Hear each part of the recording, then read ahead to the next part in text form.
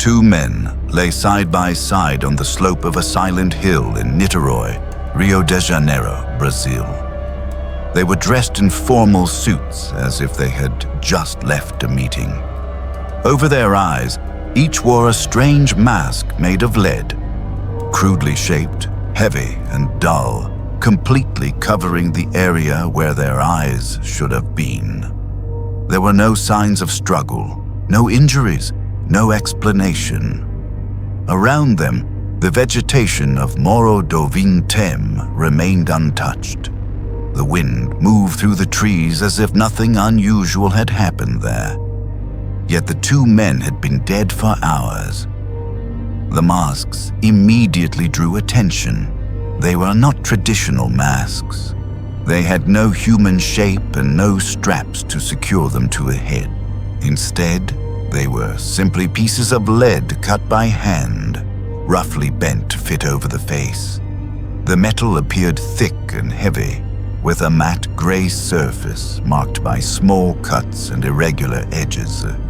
Each piece looked crudely crafted, as if someone had trimmed the lead with basic tools and pressed the soft metal until it formed a crude visor.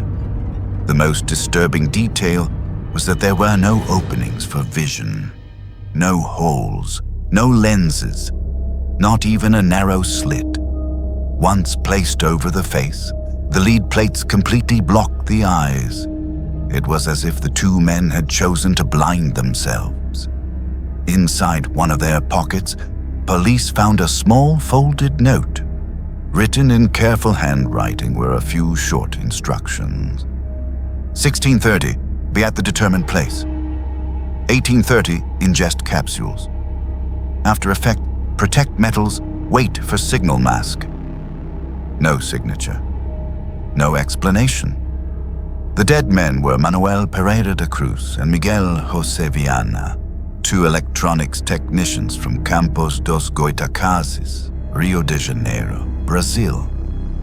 They were known locally for working with radios and electronic equipment. Friends later reported that both men had an unusual interest in spiritual phenomena and experiments involving communication with other planes of existence.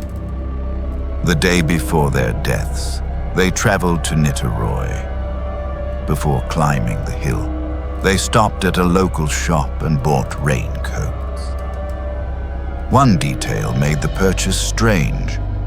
That afternoon, the sky was completely clear. They also bought a bottle of mineral water. After that, they headed toward Morro do Vintém and were never seen alive again. When the bodies were discovered 2 days later, the raincoats were folded neatly beside them. The lead masks still covered their faces. No capsules were found, no containers, no clear sign of poisoning. The autopsy was unable to determine the cause of death. Witnesses later reported strange lights in the sky that night above the hill.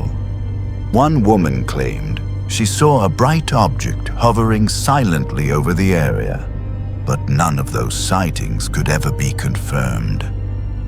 With no injuries, no detectable toxins, and no evidence of violence, the case drifted into a strange territory between science, belief, and mystery.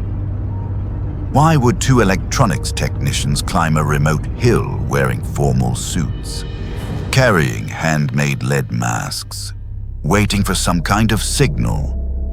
More than half a century later, no one has been able to answer that question. But one thought still echoes over Morro do Vintém. What exactly were those two men expecting to see when they placed those masks over their eyes and waited for something in the sky?